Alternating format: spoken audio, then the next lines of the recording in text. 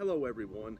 Am I autistic? Now, I have been asked this question several times throughout my videos. Well, first of all, I just want to say that I believe it is highly offensive to ask someone if they are autistic if they haven't relayed that information to you already. Because, first of all, when it comes to something that deeply personal, it's really none of your business. And secondly, it also implies that, well, I've noticed something different about you, therefore it must be because you're autistic. So it's also offensive in that sense. Well, but I'll answer it in this video. Well, I am not autistic as far as I know. I was evaluated for autism by a man who specialized, a doctor who specialized in it when I was 8 or 9. And the reason, of course, was because I had a habit of touching walls whenever I would hear someone yawn, particularly my mother. I found my mother's yawn, for whatever reason, to be somewhat irritating, so I would touch walls every time I would hear yawns. Otherwise, I would keep hearing them in my head. And so now I no longer have that habit anymore. I quickly grew out of it, but for that reason I was diagnosed with OCD. But it was determined that I did not have autism, but I was diagnosed with OCD, which is something that I still suffer occasionally from obsessions and compulsions, but it's not nearly what it used to be. I can be obsessive when it comes to my writing, when it comes to doing everything a certain way. Like, for example, if I feel like there's something that I could do better in my writing, then sometimes I won't be able to get over it until I rewrite a certain sentence or a certain passage. But I've grown out of OCD to a large extent as well. Although I do suffer from, I think, even though I haven't been diagnosed with that, a generalized anxiety disorder, which OCD is a kind of anxiety disorder, mainly because sometimes I will have anxiety that is disproportionate to the danger or situation that I'm in.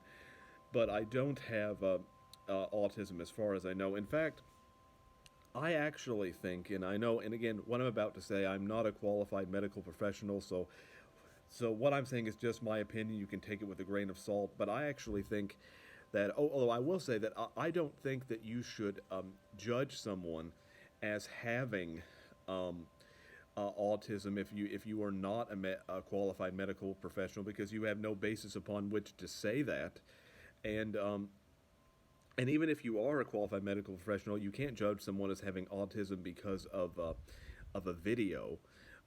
That's you or out because of one conversation. You obviously have to do a thorough examination before you can come to that conclusion. But anyway, I actually think that autism is highly overdiagnosed. Now, it's one thing if someone has has problems with socialization to the point where they can't even function in society, or it's very difficult for them to function. But I honestly think, when it comes to high things like high functioning autism, that it can be dangerous to label people who may have certain social quirks as having a disorder, because what you're a mental disorder, because what you're basically saying is, well, this person acts oddly and we can't really explain it, so we're just going to rationalize it and say that they have a mental disorder and put them in a corner. To me, that's highly stigmatizing, and I think it's bigoted behavior, because it's one of those things. Well, this person acts weird, but we can rationalize it if they have a disorder. We can tolerate it, because if they don't have a disorder, well, then they're just weird. But I honestly don't believe just because someone has a special interest, or they are introverted, that means that they are autistic. Again, because this idea, well, well, they're not normal. Well, what's normal? What's considered normal is highly subjective, and it changes depending on time and culture. And so I don't think because someone doesn't fit into certain social boxes or doesn't abide by certain social rules, that therefore they have some kind of mental disorder, or that they are autistic. I think that's because to me it's just a way of labeling people who are inconvenient. And but I will say that I also think that people who are, who, and again, that people who are autistic are often discriminated against in in ways that people who suffer from other so-called disorders, again I use that in quotations, are not, because I think that if you have someone who behaves differently, but they look normal, that therefore people then go, what's wrong with that person? There must be, but people don't want to take the time of day to understand. And I also think that when it comes to things like ableism, that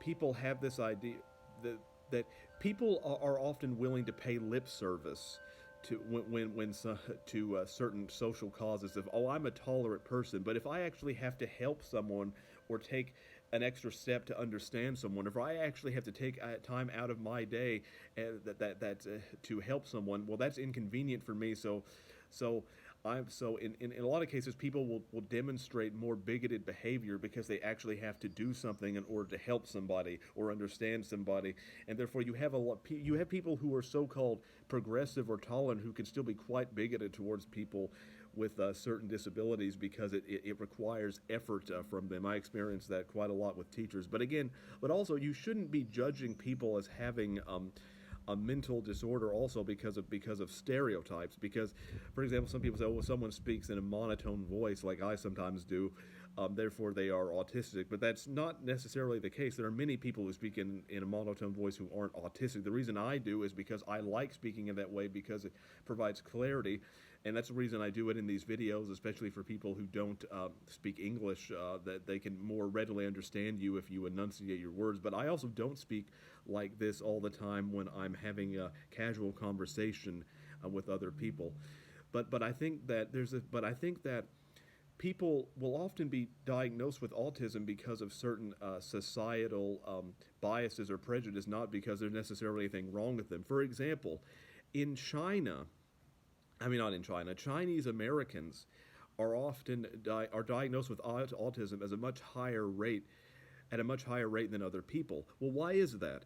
Well, I think part of the reason, but they're not diagnosed with it in China at a higher rate. Well, I think part of that might be because, again, this is generalizations. I know these are stereotypes, but generally speaking, Chinese people, people from a Chinese culture are often more disciplined, they're more academically inclined, and they're less social. So that can come off like it's a disorder in America, even though it's considered normal in China. So I think that autism, that people being diagnosed, so because I don't think people can even define often what autism is. It's based on a lot of, it's based on a lot of societal expectations and prejudices where you're saying, well, if this person doesn't meet this social standard, therefore they must have a mental disorder. Therefore, I think that because people don't fully understand autism, that people should be very, very reserved about labeling people with it, especially if you're not a qualified medical professional. So that's my thoughts on autism. But the short answer is no, I don't have autism as far as I know, but you shouldn't judge people based on certain stereotypes, because just because they may have a trait that you associate with autistic people, that doesn't mean that they are in fact autistic.